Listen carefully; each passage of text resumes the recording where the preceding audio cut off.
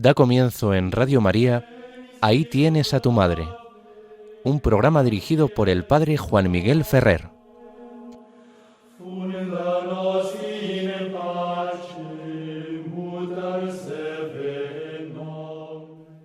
Un saludo muy cordial a todos vosotros, queridos amigos oyentes de Radio María.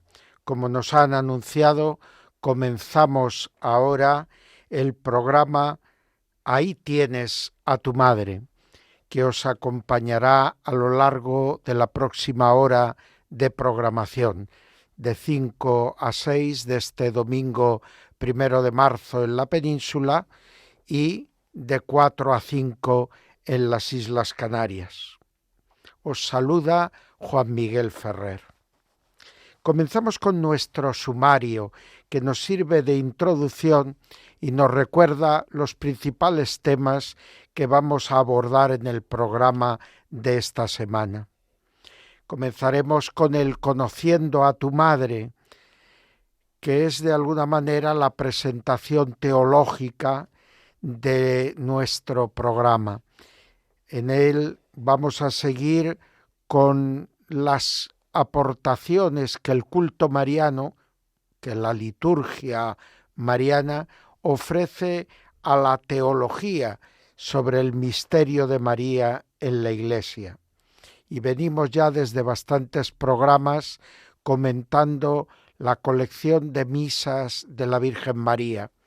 Y hoy nos vamos a introducir en esta primera sección del programa en las misas que ofrece la colección de la Virgen María para el tiempo de Cuaresma.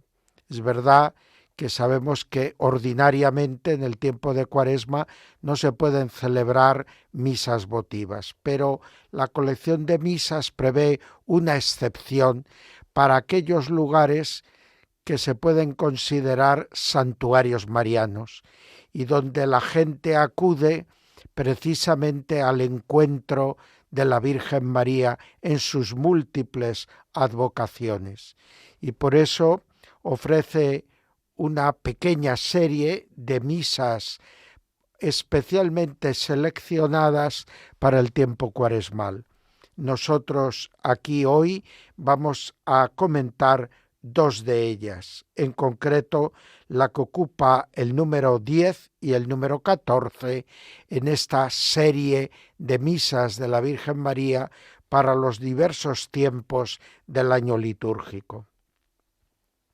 En la segunda parte de nuestro programa, la que titulamos Oraciones y prácticas de piedad mariana, vamos a dedicarnos a algunos detalles de la presencia de la Virgen María en el camino de conversión de los cristianos.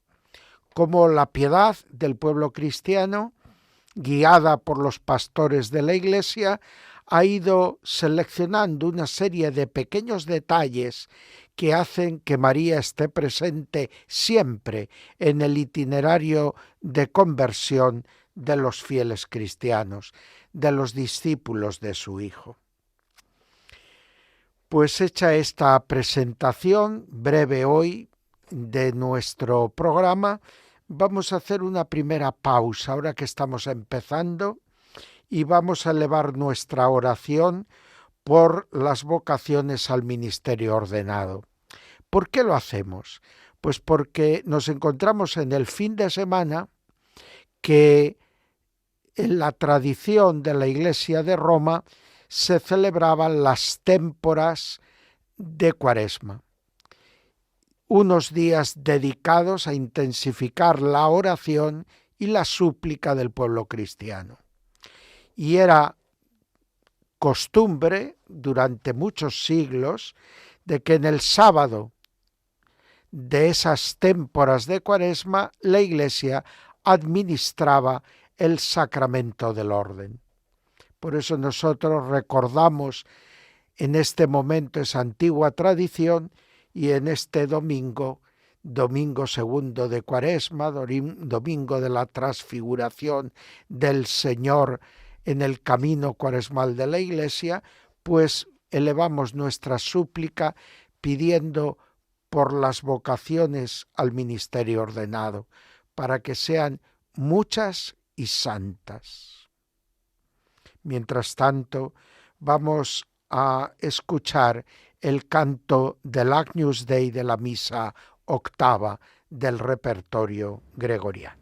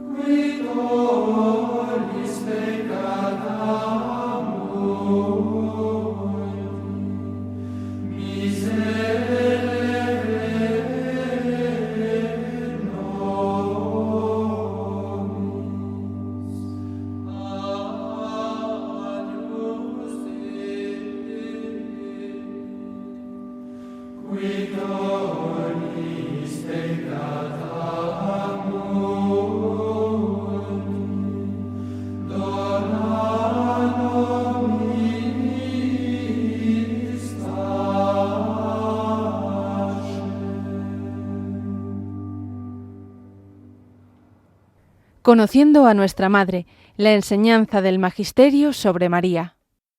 Seguimos adelante y entramos en nuestro apartado Conociendo a nuestra Madre.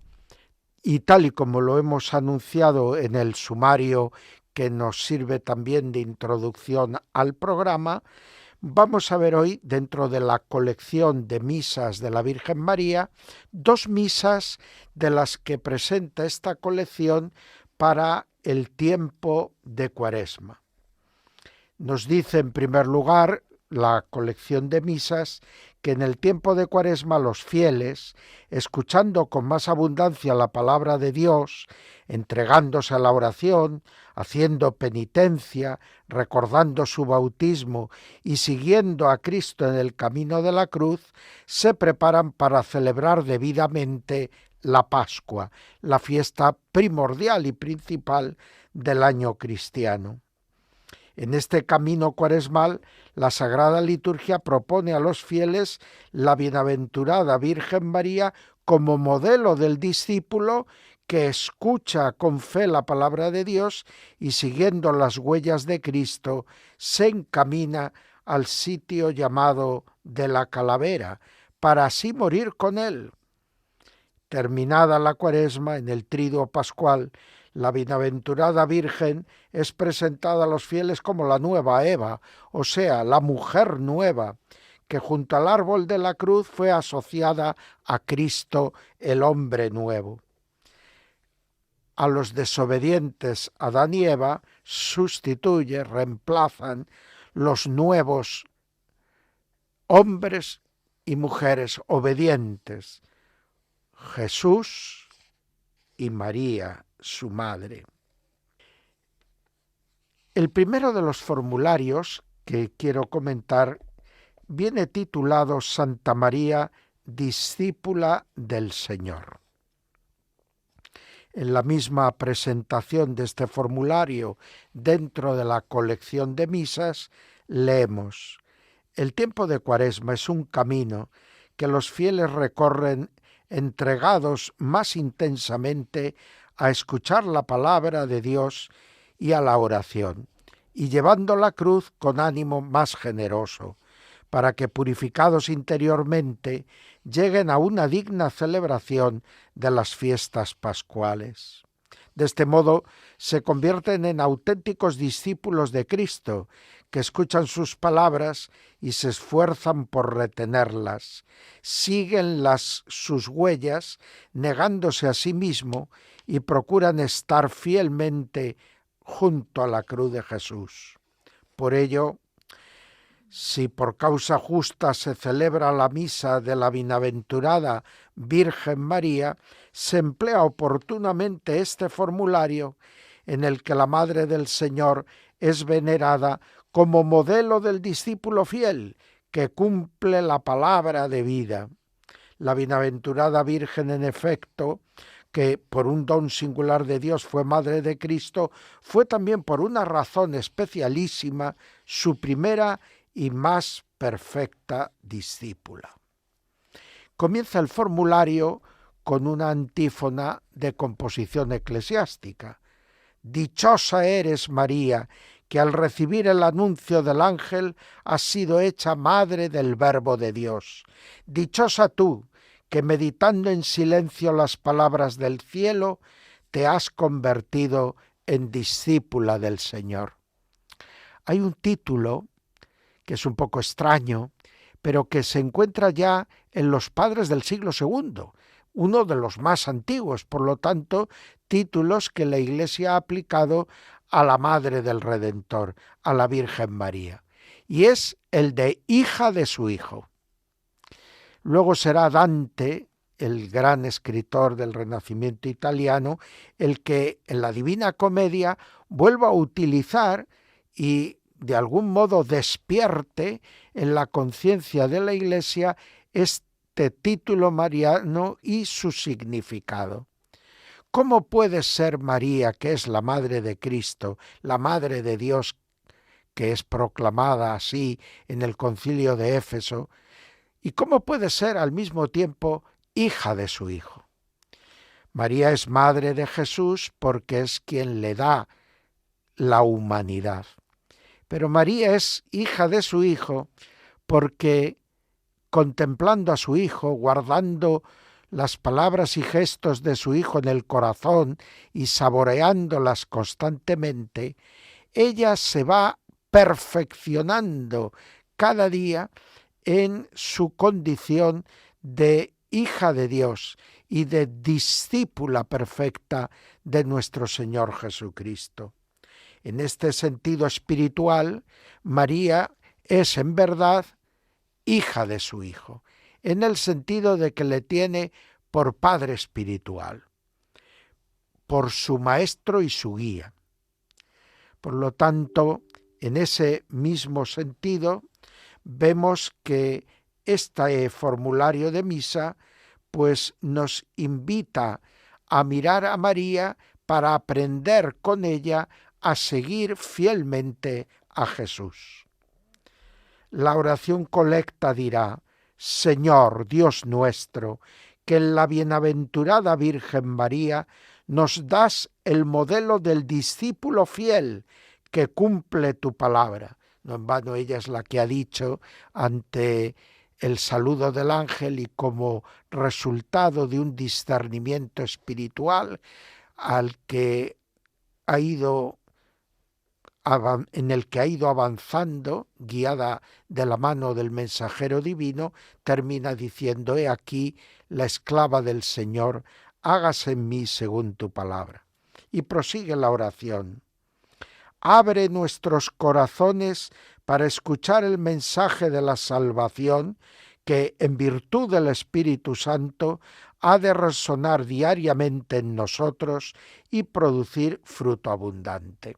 Por lo tanto, se establece en esta oración colecta y en lo que es la espiritualidad que quiere suscitar este formulario de misa, se establece un paralelismo entre María, que escucha el mensaje del arcángel Gabriel y que termina concluyendo: he aquí la esclava del Señor, hágase en mí según tu palabra, y así llega a ser la Madre de Dios, y nosotros, que aprendemos de ella a escuchar con un corazón receptivo y dócil la palabra de Dios y comprendemos de este modo, de la mano de la Virgen María, lo que Dios quiere hacer en nosotros. Y animados por su ejemplo y por su intercesión, nos lanzamos a realizar en nuestra vida esa voluntad de Dios expresada para nosotros a través de su palabra. La oración sobre las ofrendas nos dirá: mira con bondad, Señor, los dones que te presentamos con alegría en la memoria de la Virgen, Madre y discípula de tu Hijo. Y hay algo en este discipulado que está íntimamente asociado a esa maternidad. Por eso dirá Jesús, estos son mi hermano y mi hermana y mi madre, los que escuchan la palabra de Dios y la cumplen. Por lo tanto, la alegría es siempre la alegría del discípulo, es la alegría del que se deja corregir y enseñar. Algunos piensan que la alegría está en hacer lo que te dé la gana, pero esa alegría es efímera y conlleva luego muchas amarguras. Pero hay una alegría mucho más sencilla, que es la alegría que brota de hacer lo que tu Creador te ha dispuesto para hacer y encontrar en ello la plenitud de tu ser. Eso es lo que hizo María, y por eso llegó a la plenitud de su ser.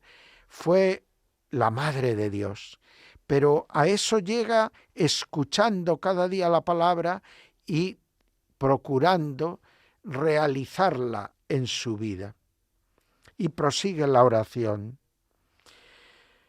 En la memoria de la Virgen, Madre y discípula de tu Hijo, concédenos por ella la gracia de la sabiduría que no pretendemos alcanzar por nuestras fuerzas. ¿De qué sabiduría está hablando? Pues está hablando de la sabiduría bíblica, que no es la de ser un erudito o conocer muchas cosas, ser muy leído, no. La sabiduría es ese conocimiento práctico de la voluntad de Dios, que nos permite realizar aquello que es voluntad de Dios en nuestra vida y que es para nosotros fuente del desarrollo personal y de la plenitud de nuestro ser, cumplimiento de la vocación a la que fuimos llamados desde el primer momento de nuestro ser. El prefacio, de un modo más amplio, nos hará rezar.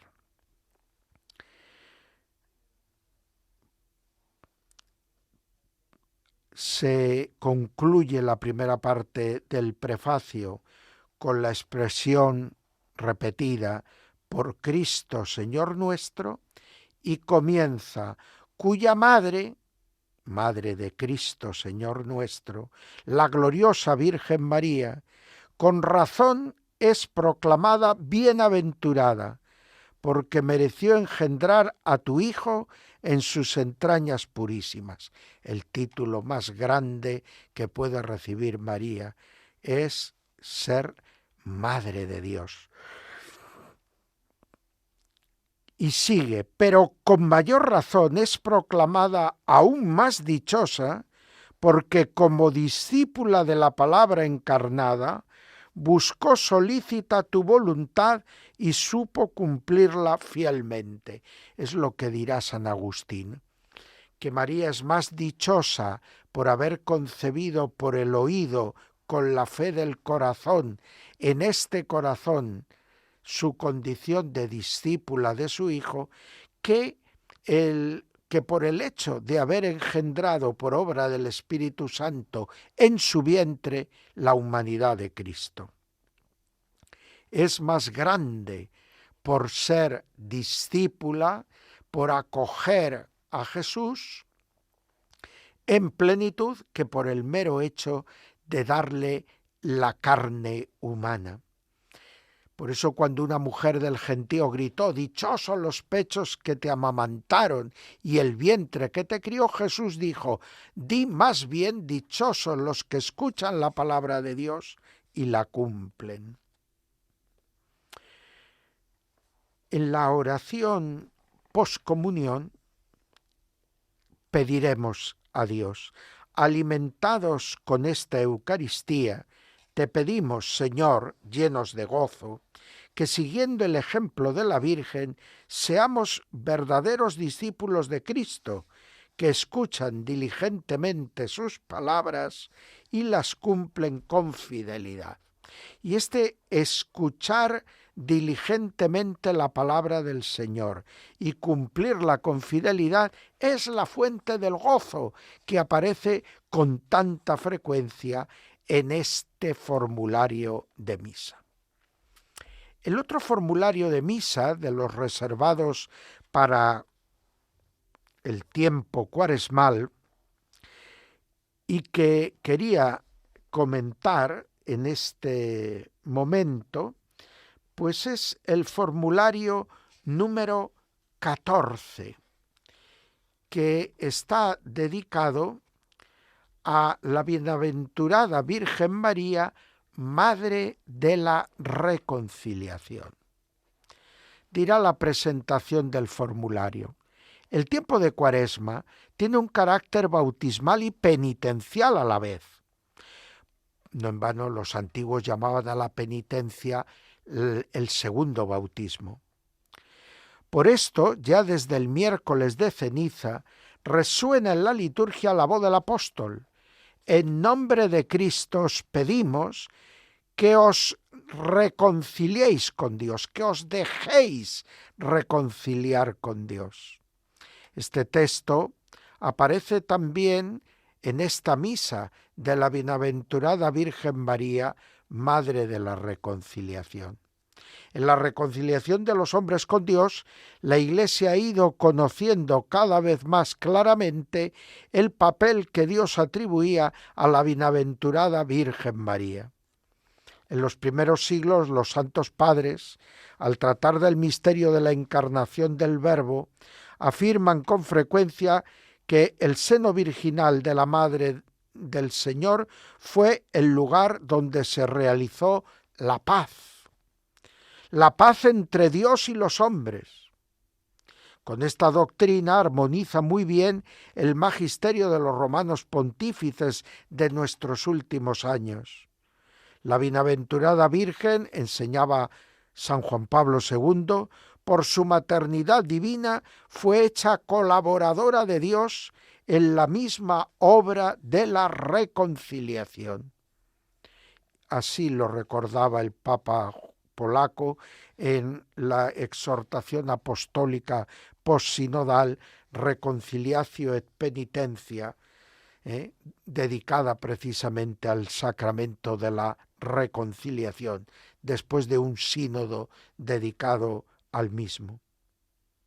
En la Edad Media, los escritores eclesiásticos, profundizando más, si cabe, en el tema de la reconciliación, llaman a la bienaventurada Virgen camino de reconciliación, causa general de reconciliación y también madre de la reconciliación. Todo eso por el hecho de haber nacido de ella Jesucristo, reconciliación de los pecadores. No hay reconciliación, afirmaría San Anselmo de Canterbury en el comienzo del siglo XII, fuera de la que tú castamente engendraste. Y así los fieles se acogen a la bienaventurada Virgen para conseguir por su intercesión la gracia de la reconciliación. Al menos desde el siglo XII, la veneran piadosamente con el título de refugio de pecadores. En nuestros tiempos, la bienaventurada Virgen es venerada en muchos lugares, incluso con culto litúrgico, por obra principalmente de los misioneros de la Salette, con el título de reconciliadora de los pecadores. Veamos, pues, este formulario de la bienaventurada Virgen María, Madre de Reconciliación, que comienza con la antífona de entrada sacada del Salmo 144, versículos 8 y 9. El Señor es clemente y misericordioso, lento a la cólera y rico en piedad. El Señor es bueno con todos, es cariñoso con todas sus criaturas. Y otra antífona de composición eclesiástica parece darle continuidad a este Salmo 144. Salve llena de gracia, eres llamada clementísima por los pecadores, porque contemplas misericordiosa nuestra miseria. Si María es la mujer más íntimamente asociada a Dios, a ese Dios que no quiere la muerte del pecador, sino que se convierta de su conducta y viva, a ese Dios que tanto amó al mundo que entregó a su propio Hijo, a ese Dios que no quiere otra cosa, sino que todos los hombres se salven y lleguen al pleno conocimiento de la verdad, ¿cómo no va a ser reina de misericordia? ¿Y cómo no va a volver a sus hijos sus ojos llenos de misericordia? La misericordia que ella aprende cada día en Dios la lleva a los pobres hijos de Adán para que vuelvan a ser criaturas según el proyecto de Dios. La oración colecta dirá: oh Dios, que por la sangre preciosa de tu Hijo reconciliaste el mundo contigo y te dignaste constituir a su madre, la Virgen María, junto a la cruz, reconciliadora de los pecadores. María es verdaderamente madre y modelo de la Iglesia. Por eso a veces ella es contemplada desde la perspectiva de la maternidad, como madre de Cristo y madre nuestra, pero otras veces es contemplada desde la perspectiva del discipulado, y entonces es considerada la primera discípula, casi maestra de discípulos, y por lo tanto ella, como parte de la Iglesia, presenta el modelo singular de la misma. Madre, la Virgen María, reconciliadora de pecadores. Ella que no necesitó ser reconciliada, pero que fue preservada. Ella que constantemente, y sobre todo al pie de la cruz, aprende cómo el Padre decide reconciliar consigo al género humano entregando a su propio Hijo, y ella se asocia a Dios Padre entregando también ella su propio Hijo. Pero ahí ella aprende también a recibir a este propio Hijo como la causa de su preservación del pecado y la fuente de toda su unión con Dios Padre y Espíritu Santo, a través de Dios Hijo, al que ella prestó carne y del cual se hizo verdadera madre. Por eso continúa la oración diciendo: concédenos por su intercesión alcanzar el perdón de nuestros pecados. Ella nos enseña a recibir el perdón de Dios y a la vez intercede ante Dios por nosotros para que recibamos y acojamos el perdón de Dios. En la oración sobre las ofrendas escuchamos: te ofrecemos, Señor, este sacrificio de reconciliación y alabanza. La Eucaristía es la expresión y la fuente de la reconciliación de los hombres con Dios y entre sí. Por eso, este sacrificio de reconciliación y alabanza. Y te pedimos, por intercesión de la Virgen María, refugio de los pecadores acuden a ella con facilidad. Como ya en el Antiguo Testamento se había visto que la figura de la madre del rey jugaba un papel destacado para introducir en la presencia del Hijo a los que necesitaban justicia, los que necesitaban ver reparada su situación. Por su intercesión, alcanzar el perdón de nuestros pecados. Y ahora, perdones nuestros pecados por intercesión de la Virgen María. Es una gran insistencia en este formulario de misa. En el prefacio leemos: por tu inmensa bondad, se refiere a Dios Padre, no abandonas a los que andan extraviados, sino que los llamas para que puedan volver a tu amor. Tú diste a la Virgen María, que no conoció el pecado, un corazón misericordioso con los pecadores. Es lo que decíamos antes, esa unión estrechísima entre María y Dios, Padre, Hijo y Espíritu Santo, la lleva a compartir los sentimientos del corazón de Dios. En ella sí que se cumple del todo eso a lo que Jesús nos invita: sed perfectos como vuestro Padre Celestial es perfecto. Tú diste a la Virgen María, que no conoció pecado, un corazón misericordioso con los pecadores. ¿Cómo iba ella a despreciar a los pecadores si Dios es el que mira a los pecadores con clemencia y no desea su muerte, sino su conversión?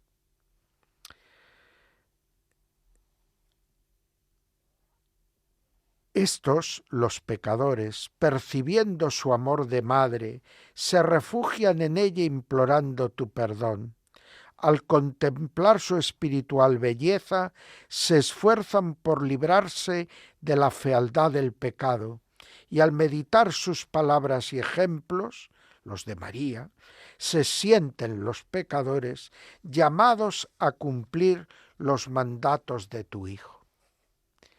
María, con su pureza sin igual, no es alguien que nos invita a alejarnos de ella, sino que nos atrae y nos atrae a compartir su limpia hermosura, su santidad perfecta. Así, cuando en esta misa vamos a ir a comulgar, la antífona de comunión nos recuerda: ¡qué pregón tan glorioso para ti, Virgen María!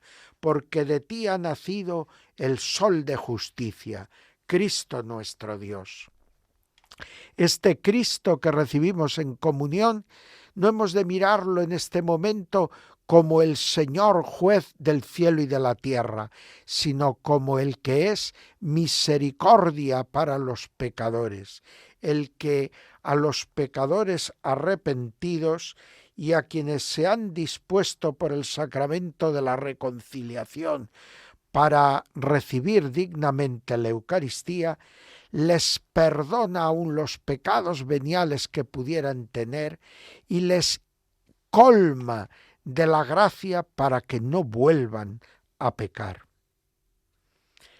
Verdaderamente, dirá la oración, hemos recibido, Señor, el cuerpo y la sangre de tu Hijo, sacramento de nuestra reconciliación contigo, banquete que el padre de la parábola del hijo pródigo da para el hijo cuando ha vuelto al fin a casa y ha manifestado su arrepentimiento por haber menospreciado a su padre, marchándose con lo suyo muy lejos de él.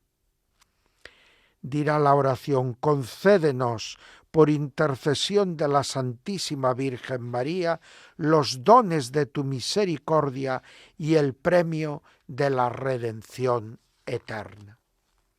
Pues que sea María, para todos los que peregrinamos en este tiempo de Cuaresma al encuentro de Cristo, vida y salvación nuestra, un verdadero estímulo y ayuda.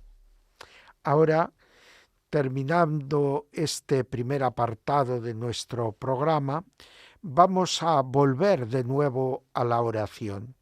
Y en este tiempo de Cuaresma, que es un tiempo también de preparación catecumenal, pues vamos a elegir orar en favor de los que se preparan para los sacramentos de la iniciación, adultos, jóvenes, adolescentes, niños, para que todos reciban con un corazón bien dispuesto el don del perdón y de la filiación que Cristo nos ofrece en la iniciación cristiana. Y a todos los pecadores nos lleve a una verdadera reconciliación con Dios y con los hermanos. Mientras elevamos en este sentido nuestras súplicas, vamos a escuchar la antífona Sálvanos, tomada de el rezo de las completas, con el cántico evangélico del anciano Simeón, Nun dimitis. Ahora, Señor, puedes dejar a tu siervo irse en paz, porque mis ojos han visto a tu Salvador.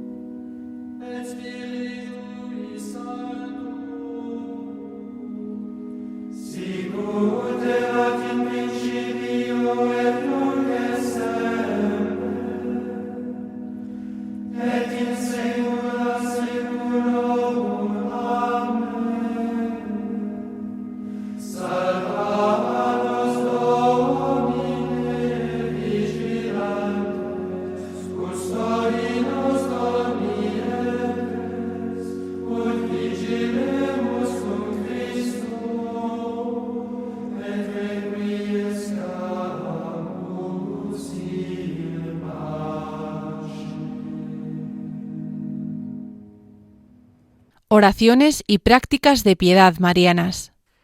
Seguimos adelante en nuestro programa y, como nos anuncian, entramos en el apartado dedicado a oraciones y prácticas de piedad mariana.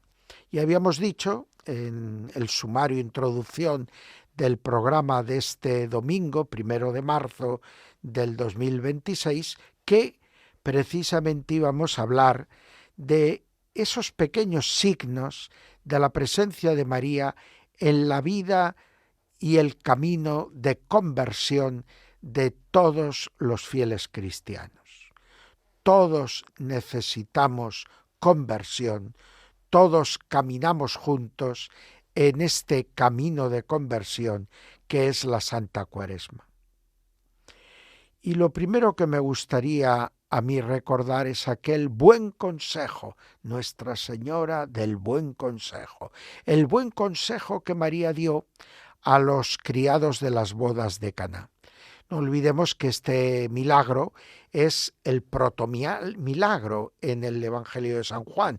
Es el milagro que sirve como de paradigma a todos los demás signos que Jesús va a ofrecer a lo largo de su vida pública, para que desde la contemplación de su humanidad y de su obrar humano lleguen al conocimiento de su divinidad y abran sus corazones a su obrar divino, que los quiere en verdad reconstruir, que los quiere en verdad redimir, que los quiere en verdad hacer criaturas nuevas de una vez para siempre. Y ahí María dice: haced lo que Él os diga. María nos está invitando a la escucha obediente de la palabra de su Hijo. Lo hace con su ejemplo y con su palabra. Por eso no nos tiene que extrañar que la Iglesia a lo largo de los siglos haya querido manifestar la presencia de María en todo proceso de conversión al que se someten los cristianos. Yo primero invitaría a fijarse en un detalle. Cuando bautizamos a un niño, a un joven o a un adolescente o a un adulto, es costumbre que después del bautismo llevemos con gozo al recién bautizado al altar, donde habitualmente celebramos la Eucaristía. Si es un niño, si es alguien que todavía no tiene edad para recibir la primera Eucaristía, se le invita a acercarse a ese altar, a rezar allí el Padre Nuestro, y se le recuerda que el bautismo que ha recibido tendrá un día que alcanzar su cima, la cima de la iniciación cristiana, cuando reciba el sacramento de la Eucaristía. Pero después es habitual mirar o acercarse al altar de la Virgen o a la imagen de la Virgen que hay en toda parroquia y allí pues consagrar o hacer una oración poniendo al recién bautizado bajo la protección de la Virgen María. En algunos lugares incluso se impone en este momento a los bautizados el escapulario del Carmen u otros escapularios de advocaciones marianas muy conocidas. Ese momento de conversión, ese momento en que por el bautismo se perdona el pecado original y todos los pecados cometidos antes del bautismo, tiene también a María presente. Y la Virgen María, que está presente y acompaña en ese momento a los bautizados, es la Virgen María que va a poner especial empeño en ayudar a padres y padrinos a mantener en esa criatura la blancura del vestido nupcial que han recibido tras el bautismo.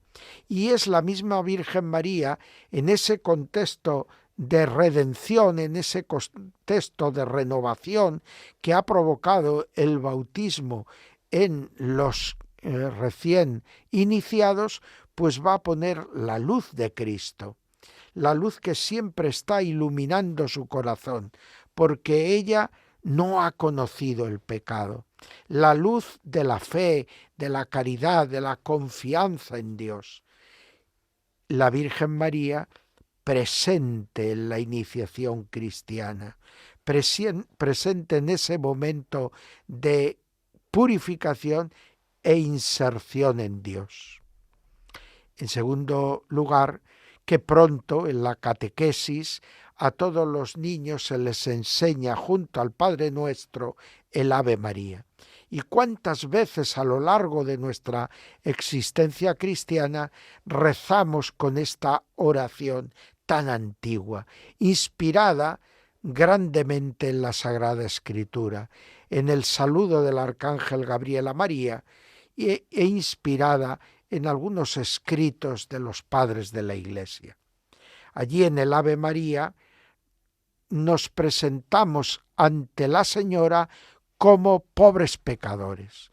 Ruega por nosotros pecadores.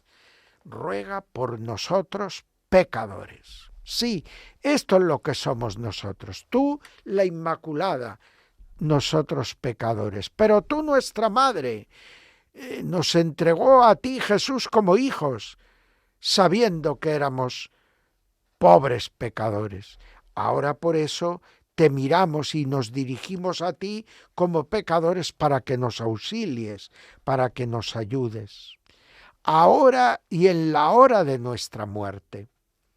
Ahora porque estamos siempre acechados por el pecado y la tentación, pero en la hora de la muerte porque en ese momento principalmente tenemos que hacer un discernimiento.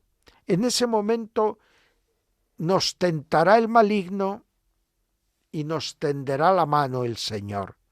Y hay que hacer presente ahí a la Virgen María, ahora y en la hora de nuestra muerte, para que ella nos ayude y nos dé fuerza para aferrarnos a esa mano amiga de Jesús, a esa mano tendida de misericordia, de perdón y de curación.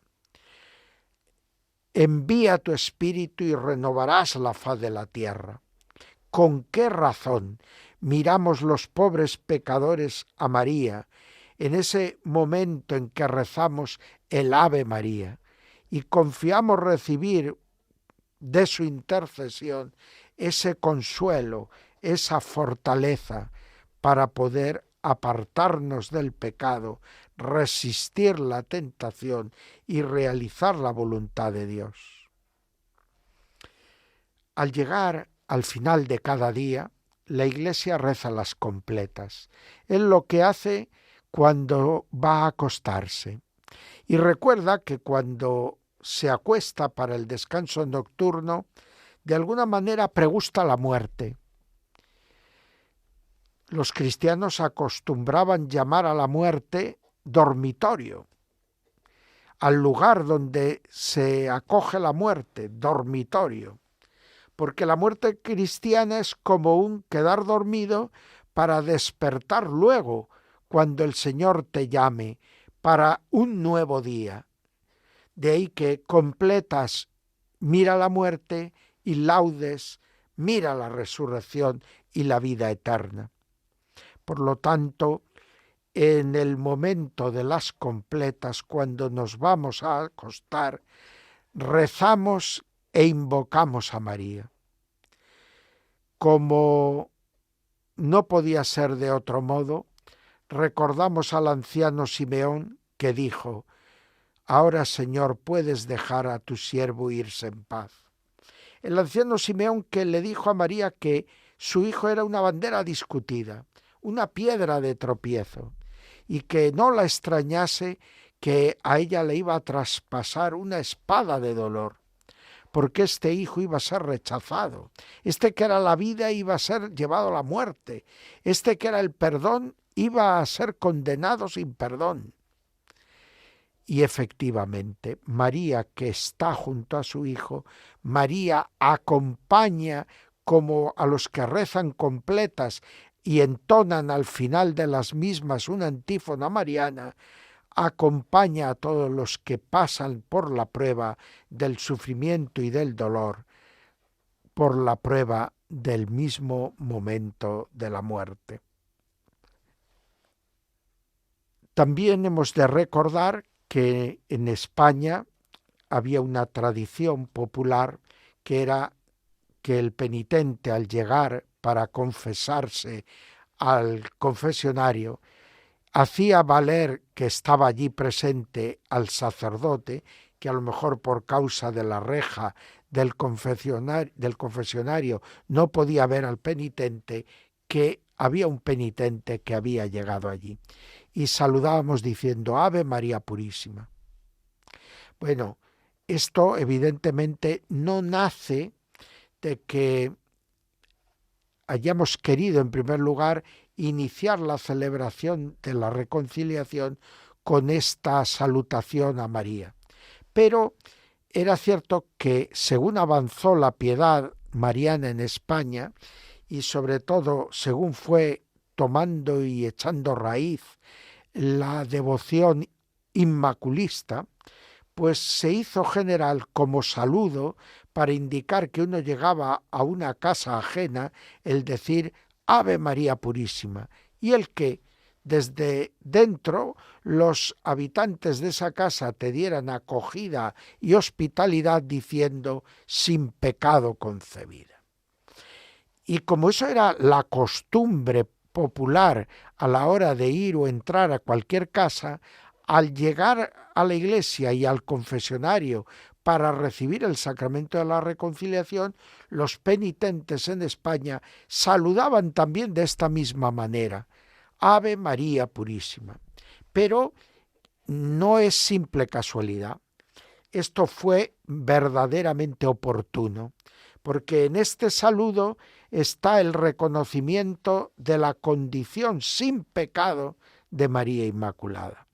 Y por lo tanto es una llamada a la Virgen María para que entremos en la celebración del sacramento con fruto, que su intercesión nos ayude a vivir este momento de la reconciliación con el mayor provecho espiritual posible.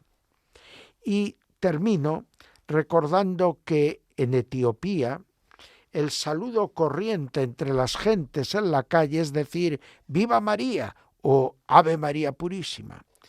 Y de alguna manera esto nos indica no solo el alto nivel de devoción mariana de ese pueblo, sino cómo hasta qué punto la tendencia del pueblo fiel ha sido meter a María en la intimidad de la vida cotidiana y asociarnos a ella como maestra de vida espiritual para saber vivir lo cotidiano de un modo extraordinario, como Dios quiere.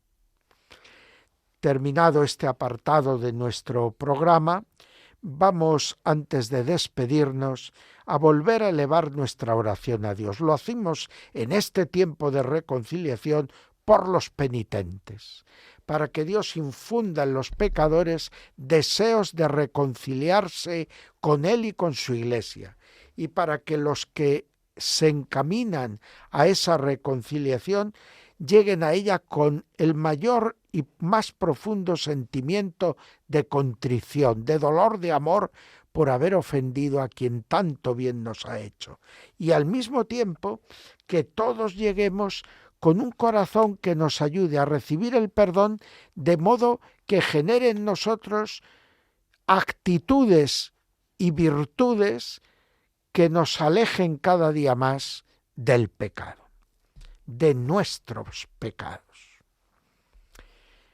Mientras rezamos por esta intención, por los penitentes, vamos a escuchar la antífona mariana de completas propia de este tiempo: Alma Redentoris Mater.